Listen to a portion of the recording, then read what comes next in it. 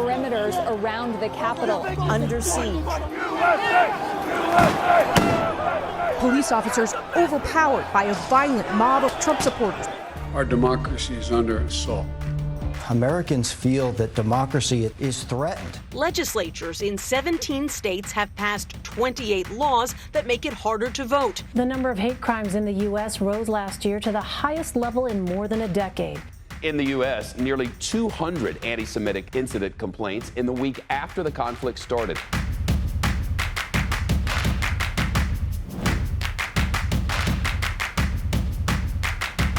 We're standing up to voter suppression.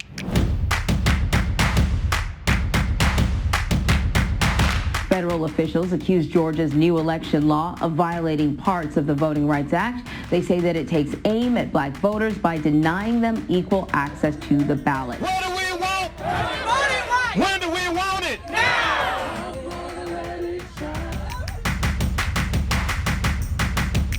We cannot have democracy in the United States unless it is extended to everyone. Today, President Biden will deliver a national address on his plans to advance racial justice and equity. Not only have there been an increase in hate crimes against the Jewish American community, but also against the Asian American community. I do want to thank JCPA for the solidarity letter. We had the basis to go forward. So we moved very quickly to join the broad-based coalition that was supporting what became the George Floyd Justice and Policing Act. Israel's missile defense systems lighting up the sky as they try to intercept incoming Hamas rockets. The House of Representatives will overwhelmingly stand with our ally, the State of Israel, in replenishing this defensive system. Tonight in Myanmar, a violent crackdown. Police using tear gas, stun grenades and water cannon. I am grateful that this country guarantees our freedom to act according to our religious beliefs. What do we want? When do we want it?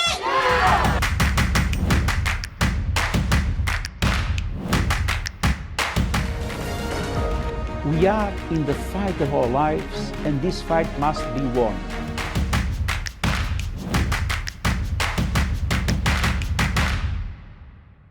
Hi everyone, I'm Scott Blakeman and welcome to Moving Forward, the 2021 JCPA Virtual Gala. I hope you didn't hit any traffic walking to the computer. JCPA brings together the major Jewish organizations and 125 Jewish community relations councils and 16 national agencies. That's a lot going on, to speak with one voice regardless of their differences. Now, building bridges and consensus these days is really even harder than building the Brooklyn Bridge, but thankfully without the scurvy. A family of four can't even agree on what to vote on to watch on Netflix. Voting rights, that's so key. That's a fundamental right of any democracy, and unfortunately this year, many states passed laws restricting the right to vote. And JCPA worked together in diverse coalitions and made sure the Jewish voice was heard in the halls of power. Now, I love voting. I vote literally in every election. I once tried to vote at my local polling place, and when I got there, I saw a sign that said, "Primary election canceled. No contested races." Signed, Vladimir Putin. Every state has different ways to vote. They should make it the same. In New York, we have to fill in a circle. By the way, I'm a little neurotic. I was worried, did I fill too much in the circle? Am I out of the circle? Did I not fill the circle in enough? In Montana, you carve wood to indicate the vote. Idaho, you peel a potato. Texas, you suppress the vote. Now, I'm sure all of you vote, but in a recent election in Virginia, you know what the turnout was? 3%. 3%, that's the margin of error in a poll, so it's actually possible no one voted. Now, the racial justice work of JCPA, that also expresses my Jewish values, because Jews have always been at the forefront of the civil rights movement. That means protecting the rights of black and brown communities, Asians, and all minority groups here and abroad. I recently performed at a mosque, which was just a really meaningful experience for me. Now, as you know, for those of you who've been to a mosque, when you enter a mosque, you're asked to take your shoes off, which I was happy to do. Comedian with me, he's kind of a character. He said, yeah, I don't have to take my shoes off. I'm TSA pre. I was so grateful for that opportunity to perform on a show with 4 African-American Muslim comedians, and for once, I was the one providing diversity on the show. Now, other organizations, they might get more press, but none gets more done than JCPA. So tonight, you know what we're going to do? We're going to show you what they do to stand up for Jewish values on the most pressing issues of our time. And we ask you to stand with them because, like all nonprofit organizations these days, JCPA needs your support, which I can relate to because being a comedian, I'm also a nonprofit. When we were first created in 1944, Jewish communities had very little influence in the United States. They had no convening body, no unified voice or political power. In response to rampant antisemitism and the failure to prevent the Holocaust, Jewish organizations came together to form the National Community Relations Advisory Council, later known as JCPA. Charged with safeguarding Jews and promoting a just and pluralistic society by coordinating and building consensus across the Jewish community, actively engaging in American public life, and working in common cause with diverse communities. JCPA's immigration work began in 1946 with the fight to repeal the racist national origins quotas, which kept out many Jews and other undesirables. JCPA organized a coalition that built up public support until it successfully secured the repeal of the quota system in the landmark Immigration and Nationality Act. By 1950, JCPA was already deeply involved in the fight against racial discrimination and segregation. Convinced that the struggle for civil rights could only be won through coalition, A. Philip Randolph, Arnie Arnson, and Roy Wilkins co-founded the Leadership Conference on Civil Rights as a coordinating body for all civil rights lobbying, modeled after JCPA. JCPA took to the halls of Congress to fight for and win critical civil rights victories like the Civil Rights Act of 1964, the Voting Rights Act of 1965, and the Fair Housing Act of 1968. With many of these key legislative and legal battles won, JCPA shifted its focus to working on healthcare, nutrition, economics, and human rights. JCPA has always been a leader in advocating for Israel, working to advance the peace process, convening high-level talks with diplomats, building interfaith support, understanding, and to fight delegitimization. Over the decades, JCPA has been at the forefront of progress in the United States. Today, JCPA brings together 16 national agencies and 125 JCRCs to find common ground, build consensus, and mobilize on critical issues facing our nation like white supremacy, anti-Semitism, advocating for Israel, racial justice, poverty, religious liberty, civil and human rights, immigration, and criminal justice reform. We built Jewish unity around a bold policy agenda, amplifying the Jewish voice, working in common cause with other racial, ethnic, and faith groups, and multiplying our collective influence. We are JCPA. We all remember those horrifying images, neo-Nazis, white supremacists carrying tiki torches, chanting, "Jews will not replace us," at the Unite the Right rally in Charlottesville in 2017. The civil rights nonprofit Integrity First for America set out to bankrupt and disrupt these groups by going to court, and just a few weeks ago, they won a groundbreaking lawsuit against the neo-Nazis, white supremacists, and hate groups who organized the deadly attack that killed one person and injured dozens. I'm thrilled to introduce the executive director of IFA, Amy Spitalnik. Congratulations, Amy, on winning your case against violent extremism. Thank you, Scott, and thank you so much to JCPA for the crucial work you do. Last month, IFA's plaintiffs won our historic lawsuit against the neo-Nazis, white supremacists, and hate groups that conspired to bring violence to the streets of Charlottesville in 2017. This was a resounding victory, a win that resulted in multi-million-dollar judgments against those responsible for that deadly weekend. As our lawsuit detailed, the Unite the Right violence was no accident. Rather, it was planned meticulously in advance, on social media, in text messages, emails, and phone calls, and in person. And as we now know all too well, that violence was a harbinger of the cycle of extremism that's followed. By holding the defendants accountable, bankrupting and dismantling them through this case, it sends a clear message. Violent hate won't go unanswered. There will be accountability. And that's all the more important at a moment of rising extremism and hate and dire threats to our democracy. Over the 4 weeks of trial, the jury and the world were presented with overwhelming evidence of how these extremists operate and the fact that their violence was no accident. This trial allowed us to tell, for the first time, the full story of Unite the Right, which is so much deeper and darker than most Americans ever could have imagined.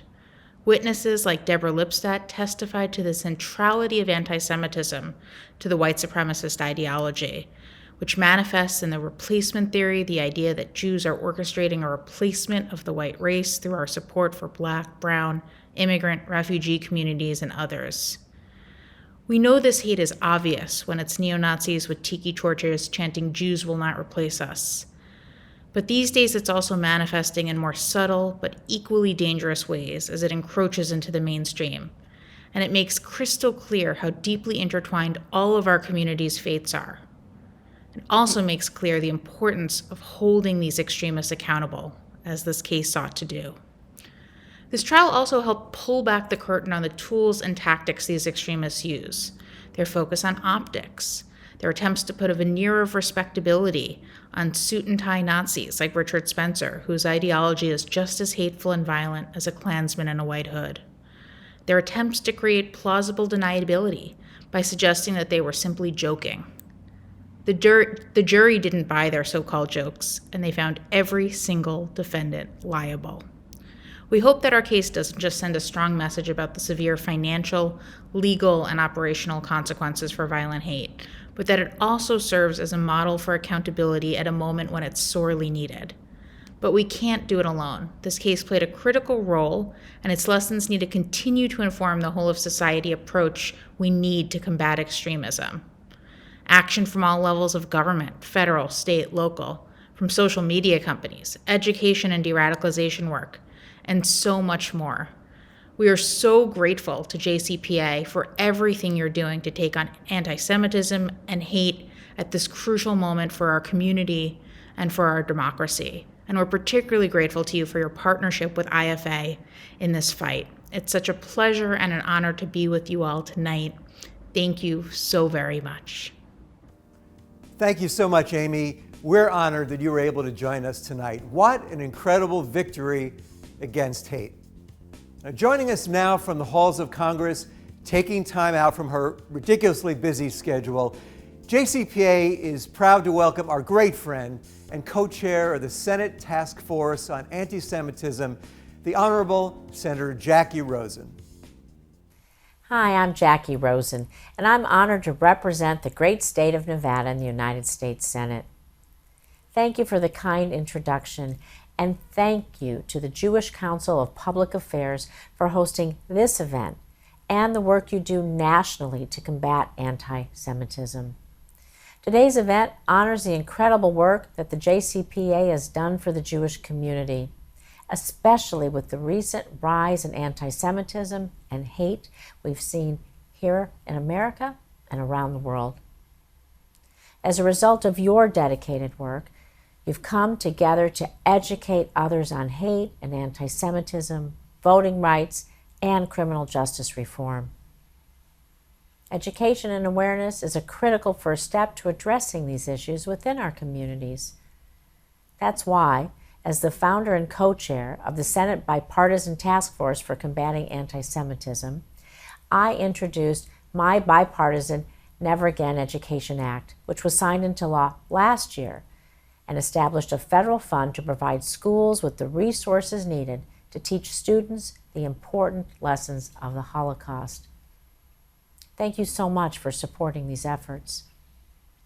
We know that coming together to advocate and mobilize the community on these issues is no small feat, and that the work of the JCPA is vital and is work worth doing. In the face of anti-Semitism, building strong coalitions is a vital part of combating hate. We must stand in solidarity with those fighting for change and continue to address the challenges of systemic racism, bigotry, and hatred that affect the lives of so many Americans. Please know that I will continue to fight for these issues as well. Thank you again to the JCPA for the work that you do, and enjoy the rest of today's event. Now, I asked some of JCPA's national member agencies why they stand with JCPA and what it means to them. We at the Union for Reform Judaism and the Religious Action Center love JCPA because we come together with the entire diverse spectrum of the Jewish people. Orthodox, Reform, Conservative, Reconstructionist, and many expressions of the Jewish people coming together in service of Isaiah's vision from chapter 1, verse 17, where we are told to learn goodness, seek justice, and relieve oppression. Together, through JCPA, we can realize that sacred vision. We support the work of the JCPA because we believe that when we come together, we are stronger. The organizations that make up the JCPA in our unity are able to achieve so much more than any of us could do on our own. Thank you to the JCPA for your hard work. Toda Rabba, and thank you to the JCPA for being an important resource to our Women's League Resolutions Committee when preparing our resolutions and statements. The webinars, recordings, and source materials available on the JCPA website have been invaluable. Our international president, Debbie Kaner-Goldich, and our membership of 40,000 women are proud to say that Women's League for Conservative Judaism is one of the 16 national member agencies of the JCPA. Women's League for Conservative Judaism feels honored and privileged to be able to collaborate with the JCPA on many important issues such as pluralism and anti-Semitism. Women's League is proud to have a seat at the table and are able to bring the voices of our 40,000 women to these important conversations to help all of Klal Yisrael, the entire Jewish people. I'm grateful to JCPA for convening national agencies like the one I represent and local CRCs so that the Jewish community can speak with one voice to our elected officials on important policy issues like support for Israel's Iron Dome missile shield and the confirmation of a State Department special envoy for monitoring and combating anti-Semitism. We're a diverse community, but JCPA helps bring us together when it counts. We are a proud, active member of JCPA and appreciate that, like Hadassah, JCPA fosters a pluralistic and inclusive Jewish community by giving voice to collective advocacy so that we can fight injustice together. During the pandemic, JCPA created virtual opportunities to learn and take action in important areas of common concern to our members, including how we can address rising anti-Semitism, health equity, lessons learned during COVID, the changing face of Zionism, voters' rights, inclusion, and more. All of us at Hadassah continue to be honored to be your partner.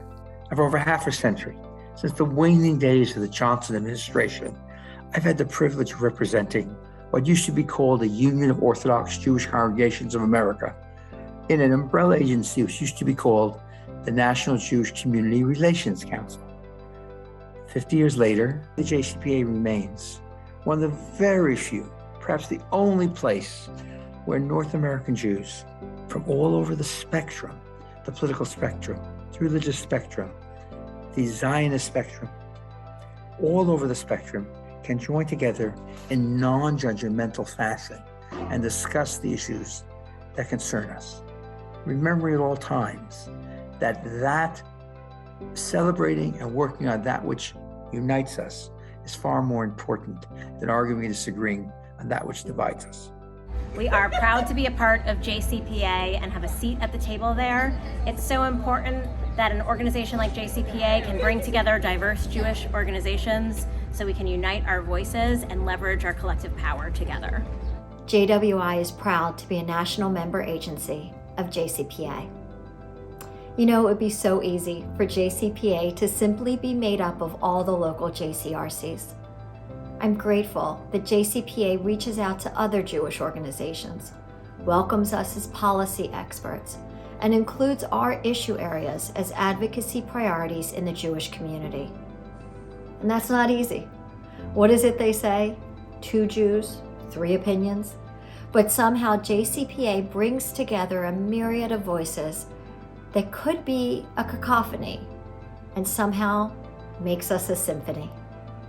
Because of JCPA, raising awareness of domestic and sexual violence, advocating for legislation that supports and protects survivors, as well as educating our communities and advocating for laws that reduce gun violence are part of the work of JCRCs around the country.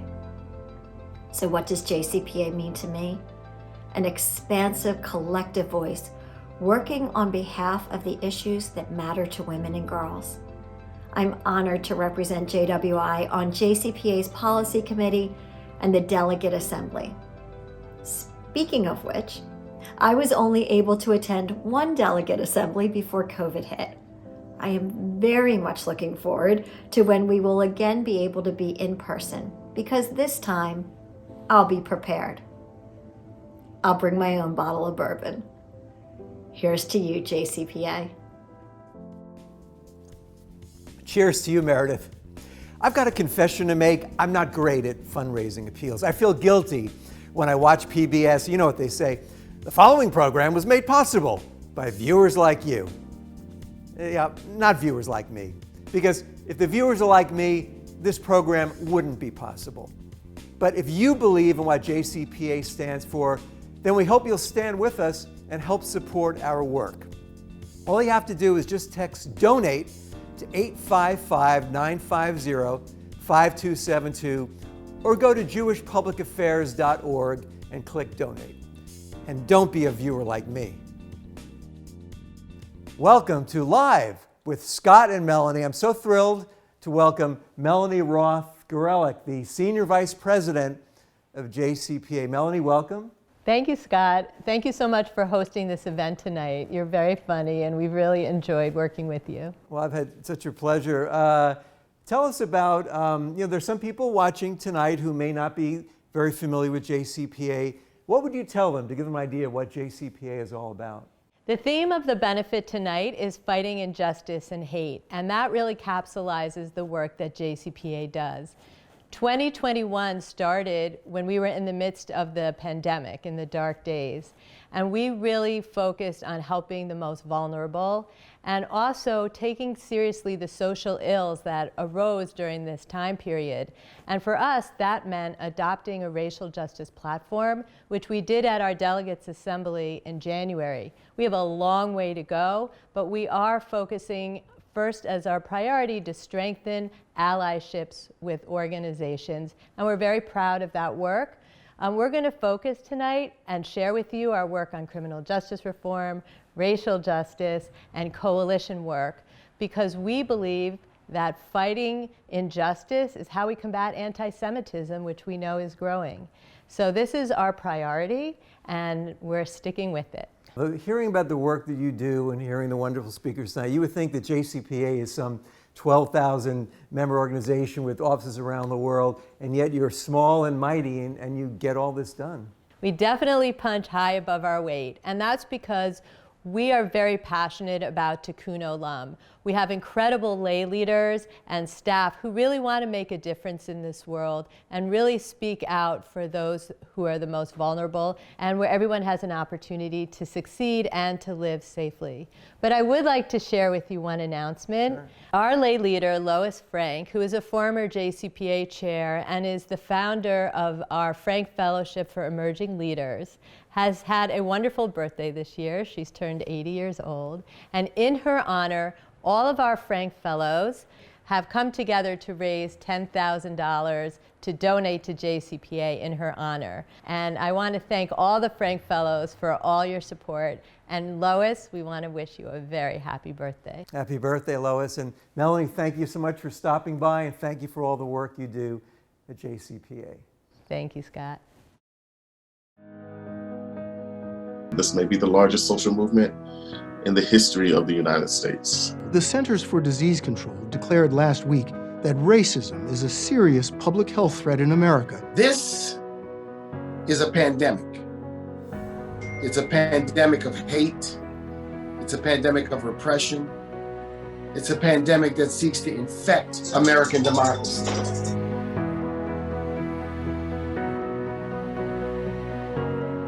We will be preparing resources for the field, reaffirming the JCPA's resolve, strengthening relationships with Black leaders, and creating an important new role for Jews of color within the JCPA network and as leaders within this important work on racial justice, both at the national and local levels. JCPA is developing a racial justice platform that will help us align with these agencies' priorities, enable us to partner on those issues in order to lessen racial disparities in our country. You guys are from cities and states all over the country, and as much as we gather together to have that fight focused on Capitol Hill, the White House, and the various government agencies, whether it's legislation or regulation, we know that fight also has to happen at the state level.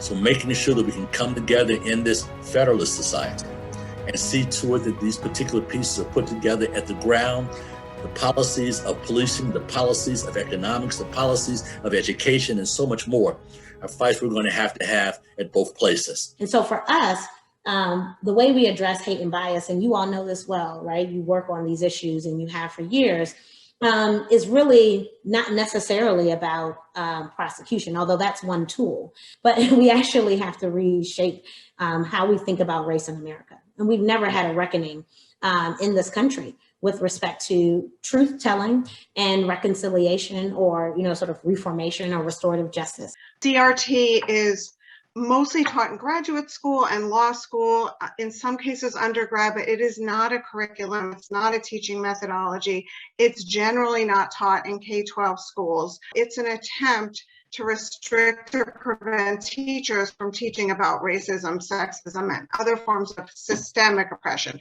No one who is pushing critical race theory is to say to take anything from anybody. What they're saying is include and acknowledge my truth and my reality. Why do I have to convince people that me as a person of color, that I experience things different? Why is that something that, but we understand that's grounded in privilege. Because again, we live in typically a white-centric environment, and so folks of color, marginalized, gender, all those identities have to convince those in power that their voices and their experiences are real. And you're talking about African-American Jewish relationships and that coalition that's been formed. As a multiracial Jewish community, we dedicated this conference to set strategies for achieving racial justice in America. And last night, we watched a movie and heard Ambassador Andrew Young and Sherry Frank, and you were in the movie as well, speak from Atlanta about revitalizing the African-American Jewish Alliance. Please hear me, my sisters and brothers, everybody listening to this and connected to this conference. There's no more important moral work than we can be doing right in this moment than defending the right to vote. JCPA and its member organizations wanted to understand how best to engage in the work of racial justice, especially after all of the events of last summer. To that end, our task force was established and has learned with experts, proposed recommendations for the JCPA board for our own work on racial equity and justice, disseminated guidelines for collaboration, and produced an anti-racism toolkit. I have found also that bringing the community along in these conversations, you can start doing that really well by outlining what the problems are locally in your community and showing them to people in black and white. You can't really work on any of these issues or contribute on any of these issues unless you're talking to these people that are working on them.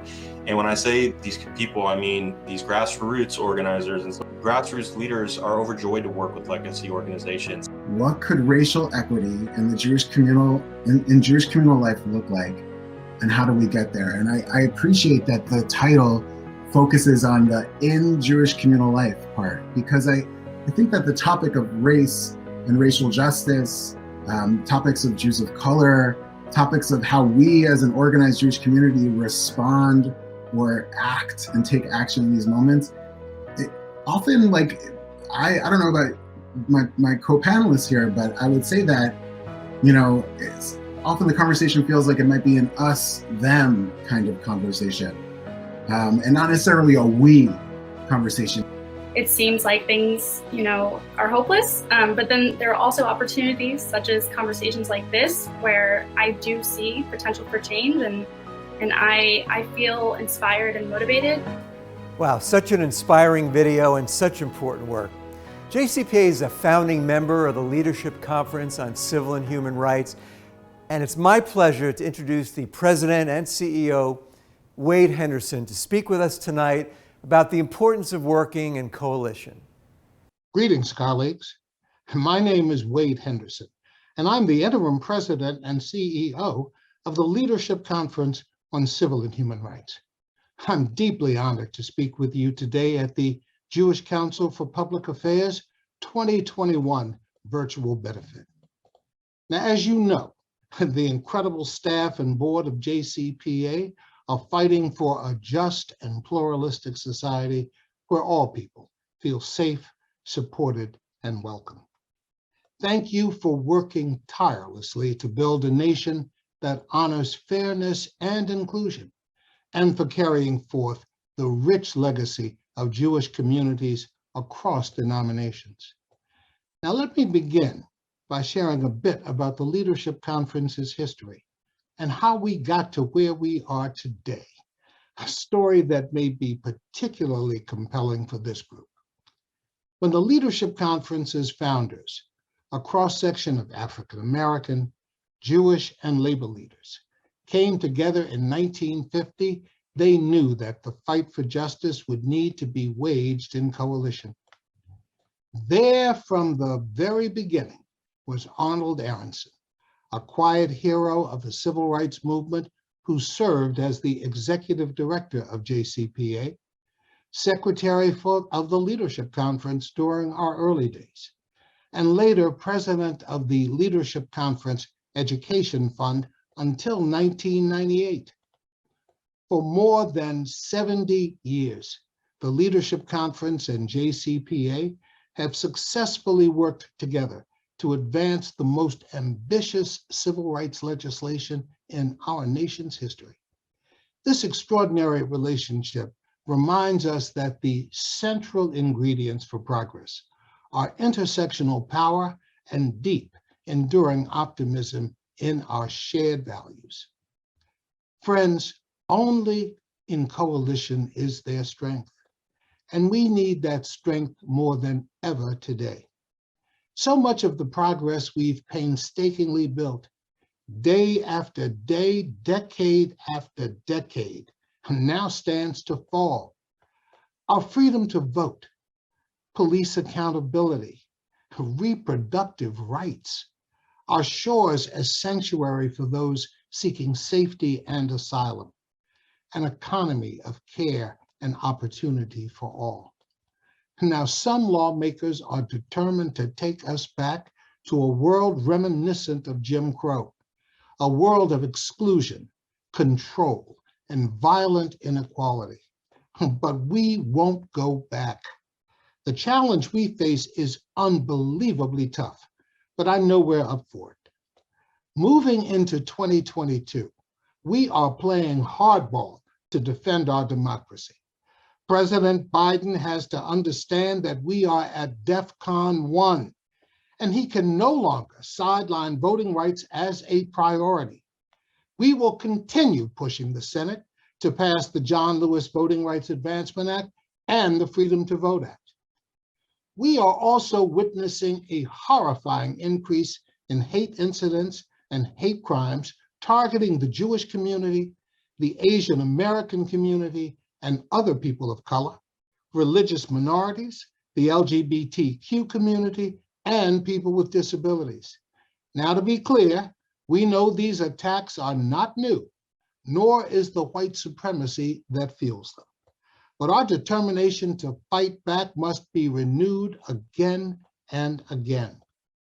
This year, our coalition secured passage of the Biden administration's first civil rights bill, the COVID-19 Hate Crimes Act, which was a crucial step toward addressing this rise in hate. And now, the Leadership Conference Coalition is part of a chorus of voices demanding that House leadership hold accountable lawmakers who are using their platform to encourage hate-fueled violence. It is reprehensible. And we're keeping a close eye on the Supreme Court case, Dobbs versus Jackson Women's Health Organization. Attacks like these disproportionately impact the ability of low-income women and women of color to access health care. They rob people of bodily autonomy, and they threaten the economic security of families and individuals. In the days ahead, we will push the Senate to confirm federal judges who will uphold civil rights and equal justice. And we will continue advocating for passage of the Women's Health Protection Act. Now, after being at the leadership conference, part of the family for more than 3 decades, I have seen firsthand how we can turn the tide and win these fights to fulfill our nation's highest ideals. Thank you for your partnership. Thank you for being a founding organization of the Leadership Conference. And thank you for inviting me to speak with you today. Thank you for those powerful words, Wade. And now I'm pleased to welcome Rabbi Rachel Gartner to introduce JCPA's exciting new project, which puts a Jewish lens on criminal justice reform. I'm involved with JCPA's National Jewish Network on Criminal Justice Reform.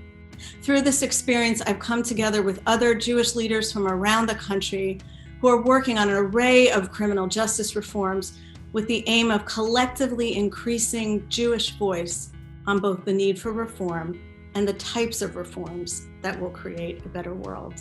Today, we're launching our Jewish Values Framework, written by the network and signed by almost 100 Jewish leaders, including many Jewish state legislators.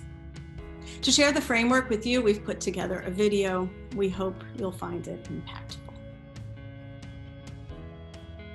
We as American Jews. We as American Jews. We as American Jews. Believe in a United States that lives up to its ideals of justice, equity, and dignity for all. The suffering of millions at the hands of our unjust criminal legal system is one of the most pressing civil rights crises of our time. The United States has become the leading incarcerator in the world, and our criminal justice system disproportionately targets and impacts people of color. Our Jewish commitments to empathy, mercy, and restorative justice demand that we join in solidarity with our most impacted neighbors. We must build upon our legacy by ending today's injustices, including racial injustice, not just in principle, but in action. We must reorient our society toward a preventive, rehabilitative, and restorative justice approach. Reimagining public safety is essential to creating a just society. We must stop criminalizing race, poverty, mental illness, and substance abuse. Our advocacy is based on Jewish values. Teshuvah, return, repentance, and restorative justice. B'Tselem Elohim. Everyone is made in the divine image. When we destroy one person, we destroy an entire universe. Tzedek, tzedek, turdov. Justice, justice, you shall pursue. Chesed, balancing justice with kindness. Love your neighbor as yourself. Our society must be built on fairness, justice, love, and respect, not just for ourselves, but for all people. All aspects of our society and criminal justice system should be based on human dignity. Silence in the face of injustice is an active choice. We cannot be silent, as these values we hold dear are threatened by the inhumanity of mass incarceration and criminalization. Now is the time to act. Now is the time to act. Now is the time to act.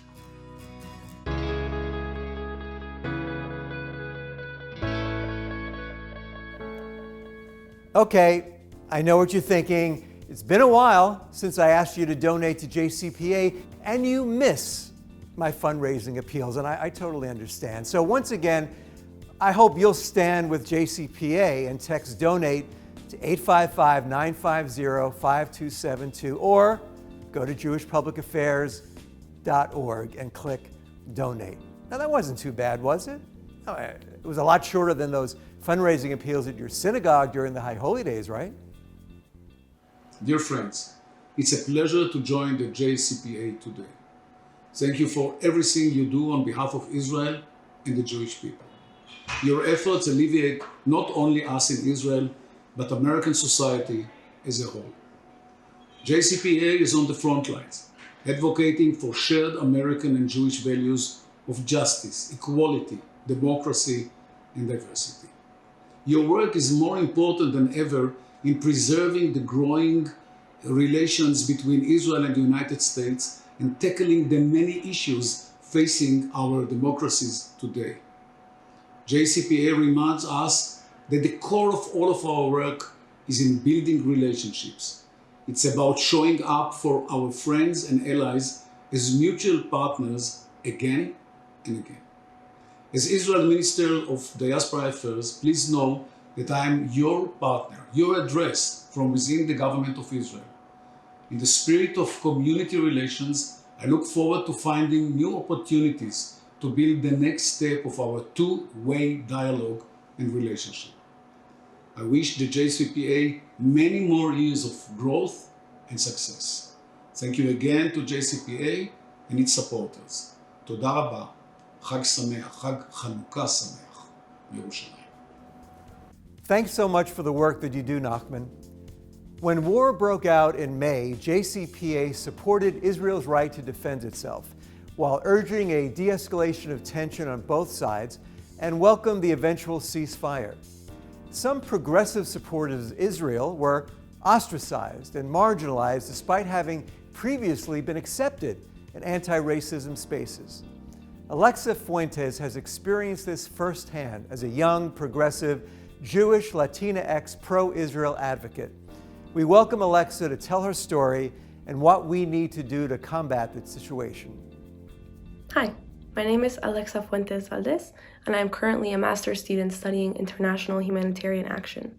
I'm here to speak a little bit about progressive spaces, about Jewish identity, about intersectionality, and about how our reality as Jewish youth has been on social media, especially within the past year.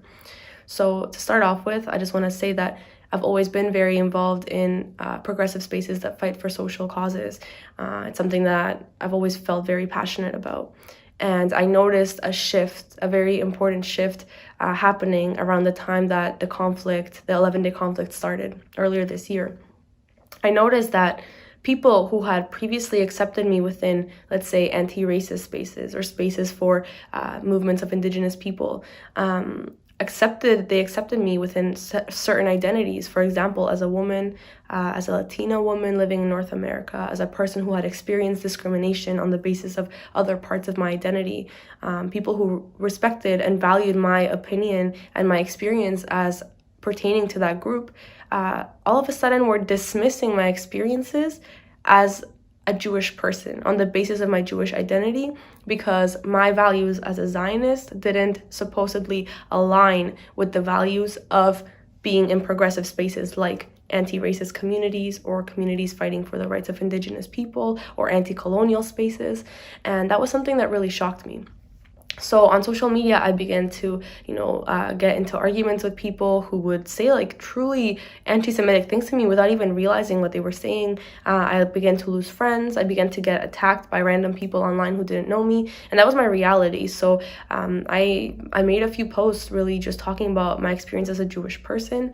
I made a few posts talking about the history of the Jewish people. And I was shocked at how many Jewish people began messaging me and thanking me for my courage and my bravery and talking about something that all of us had been feeling. And the truth is that I didn't do it from a place of courage or bravery. I was just truly scared of how things were going and how quickly Jews were beginning to be excluded from spaces the way we have been so many times before, in moments that were crucial that ended up leading to massacres or genocide of our people. And I did it from a place of fear, that's the truth. But I was very touched at how many Jewish people felt represented. And I think that's one of the biggest things that happened during this time is there was a big shift to online education through social media, educating people on Zionism, on the history of the Jewish people. So one of the biggest things that I think to take away from that is that we need to be teaching Jewish youth who are in these spaces how to handle conversations around the very values that they're upholding in these spaces when it comes to their identities as Jewish people. It's easy to identify as a Mexican person why I'm facing discrimination, but why? Why is it so hard to identify as a Jewish person? Why is it so hard to get accepted as a Jewish person and to have your identity and your perspective heard? And so I think that the biggest tool that we can give, especially Jewish youth now, Jewish youth who might have never gone to Hebrew school, who might not fully know our history, is a historical account of who we are. You know, we are an indigenous tribe, indigenous to the land of Judea. That's important if you're going to be talking to a group of people who believes in indigenous liberation. You know, if you're talking about anti-racism, why aren't we talking about the fact that antisemitism is a foundational block in white supremacy? That if we're really going to be anti-racist, we cannot exclude Jewish people from these conversations. Why are we not talking about our history that so few happen to know? It just really seemed to me shocking how easily misinformation spread, and nobody was talking about an accurate historical account of who the Jewish people are, where they came from, why they were exiled all over the place and spread out across the globe. Nobody was talking about the fact that this happened because people were racist towards us, because people discriminated against us. Why are all of these things not being talked about in the context of these spaces where supposedly we have anti-racist values and we support indigenous peoples and we support liberation and decolonization movements? Only in every case except when it comes to the Jewish people. That's what we need to be teaching people how to argue, how to bring up in a manner that is sensitive, but also brings the Jewish perspective to light. We are such a small group that if we don't make that happen, if we don't do that work for ourselves, I just don't believe that anybody else is going to do it for us. And I think the biggest thing we can do to empower Jewish youth today is to give them tools to talk on social media and offline as well in these progressive spaces about who the Jewish people are and why their values are actually very in line with our values, and why, if we're really going to fight for these issues that we claim to care about, why the Jewish people also must fit into those things, because otherwise they are perpetuating the very same types of violence that they're claiming that they're fighting without even understanding sometimes. So although I wish the responsibility didn't fall on us to educate, I think that for those of us who are ready to fight online and offline, the best thing that organizations like JCPA can do and are doing is to give us tools and resources to really fight this type of, violence, both physical and online, with historical, accurate facts that are based in the reality of the Jewish people that is not heard so often. So that's just my story about progressive spaces, about anti-racist spaces, about indigenous liberation movements, and how I think we fit into those spaces, and why I think it's important that our story and our voice be heard in those spaces, even when it's extremely hard and even when we're being pushed out constantly. So thank you for listening to me. I appreciate everything that JCPA is doing, and I can't wait to see what happens in the future.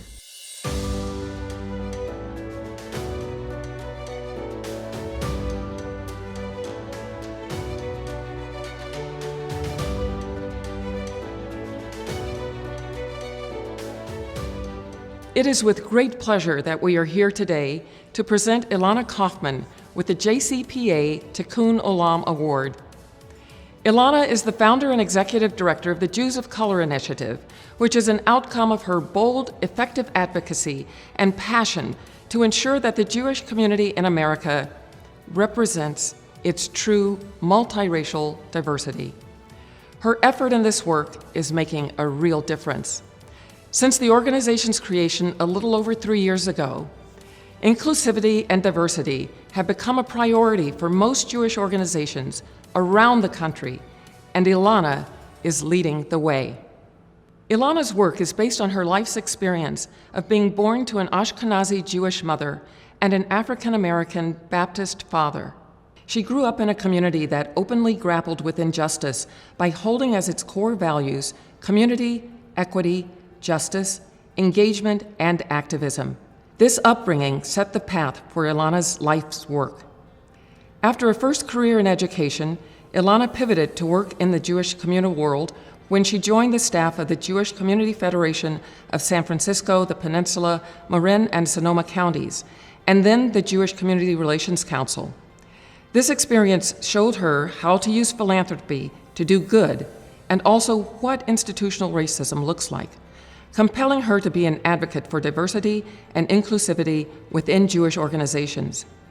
At the Federation, Ilana said out loud, "If one day I can find just a way to connect Jewish community philanthropy and racial justice," clearly Hashem was listening that day.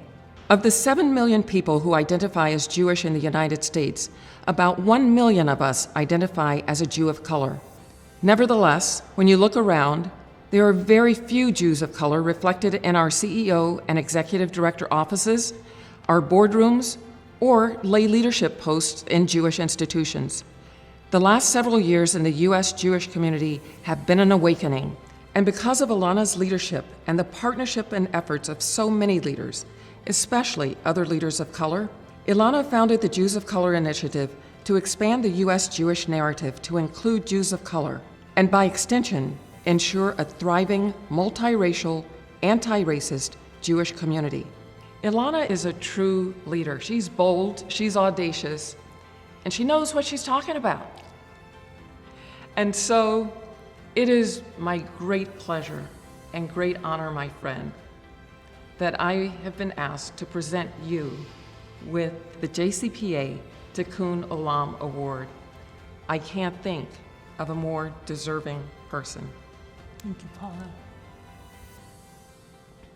I'd like to thank the Jewish Council for Public Affairs, my friend and colleague Paula Pretlow, and all of the members of the community who've given me this respect and this honor for this Tikkun Olam Award. To be very honest with you, it's taken me some time to take in the gravity and the kavod, the respect that comes with this award. Our work at the Jews of Color Initiative and my work for the Jewish community is focused on being in service to our people. We work and wake every day to operate through a lens of purpose, to respond to important communal issues like racism and white supremacy, and we do it all for the sake of the community, appreciating that our community is multiracial, ethnically diverse, and the future of the Jewish community relies on us being together, operating in partnership and harmony, and working on behalf of the greater good, so that we not only survive as Jews, but we thrive as the community we're destined to be. When I was first invited to receive this award, somebody asked me about my impact on the community, and I said, you would have to ask the community. And so I guess this award is an opportunity for the community to weigh in on my contribution. And in that spirit, I hear you and I thank you. I receive this award with humility. I hope to receive this award with grace. And ultimately, I hope to receive this award with generosity. The generosity recognizing that so many have given to me in terms of opportunity, time, mentoring, leadership development. All those investments in me have helped me advance our community for the greater good. And in that same spirit of generosity, I hope that I continue to offer my friends, my colleagues, all of those of you whom I know and whom I don't know, the same tools, resources, ruach, the spirit, to not only do good work, that matters, but to do good work that makes a difference, not only for ourselves, not only for our community, but for our community to come. So with that, thank you so much to the Jewish Council for Public Affairs. Thank you, Paula Pretlow, and thanks to all of you for joining us today.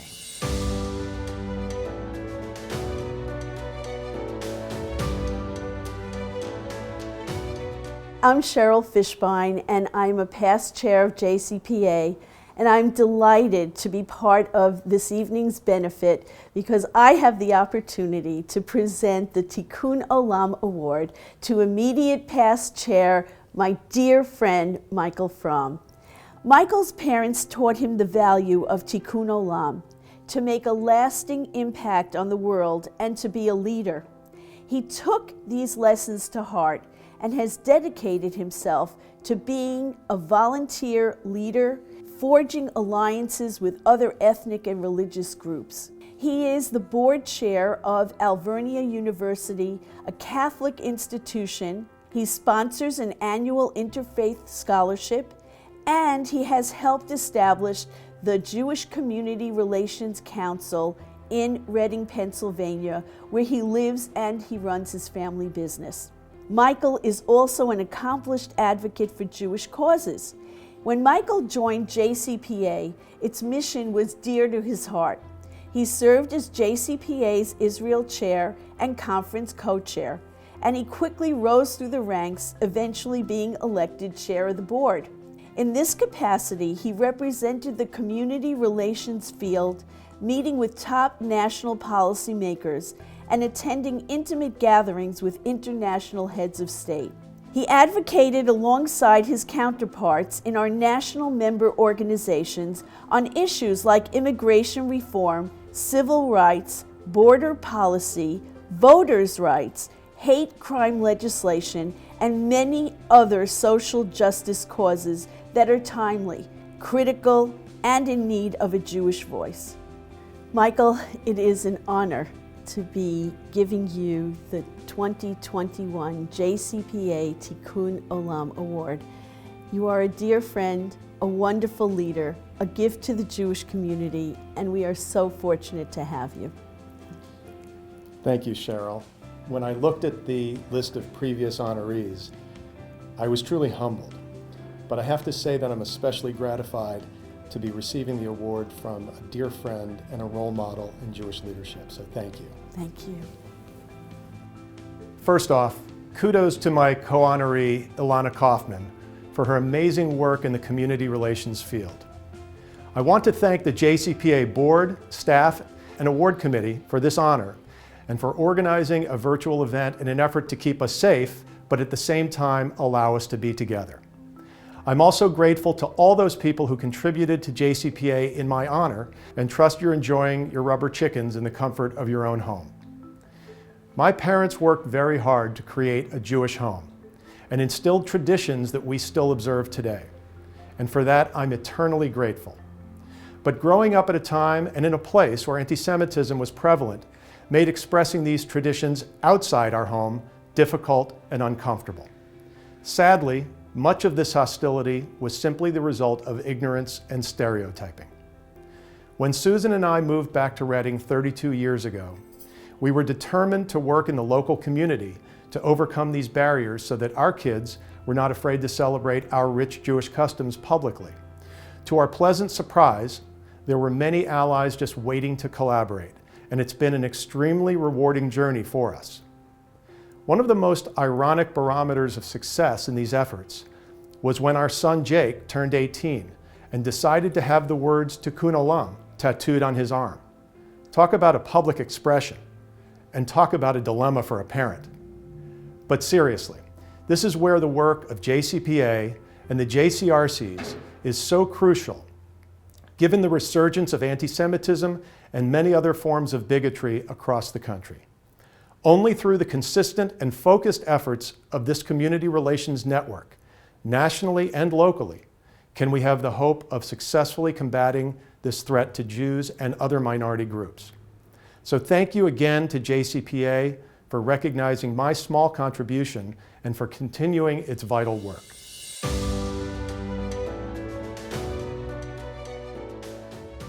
Wow, what a great evening. I want to thank our benefit chairs, Sue Ellen Cadis and John Ellis, for their hard work, and also Melanie Gorelick from the JCPA staff and other staff members for truly making this an outstanding evening. I'm really proud to be a part of JCPA, particularly at this pivotal time. Our staff and our lay leaders have worked very hard, sometimes around the clock, to protect the most vulnerable in our society and also to support our democracy. JCPA truly represents my Jewish values, including that of Tikkun Olam, repair of the world. I care about the future because I care about now. We have so many issues in front of us right now that can affect how we live Jewishly in the future, and I can't stop thinking about it. I give to JCPA because there's no other organization in the Jewish world that brings together so many disparate organizations and communities to do the work we need to do to live Jewishly. I give to JCPA because it's a unique space within the Jewish community where a diverse group of Jews and non-Jews can come together and deal with the critical issues facing all of us. In Atlanta, getting involved in community relations has been so important as we work with partners in other faith communities, the Black community, and other communities of color, and forge relationships based on mutual respect and shared values. JCPA's support for community relations is essential to a better future, not just for the Jewish people, but for a free and just democratic America. I care about the future. I care about the future of Israel, and I care about the rise of anti-Semitism. I give to the JCPA because it serves a purpose that no other Jewish organization serves, and that is it is able to build a consensus of all the Jewish organizations before it takes a position, and is generally able to speak with a single voice on behalf of the Jewish community. I care about nurturing our democracy and civic and civil engagement. I give to JCPA because of its extraordinary collaborative work with diverse partners in these spaces, putting Jewish values into action.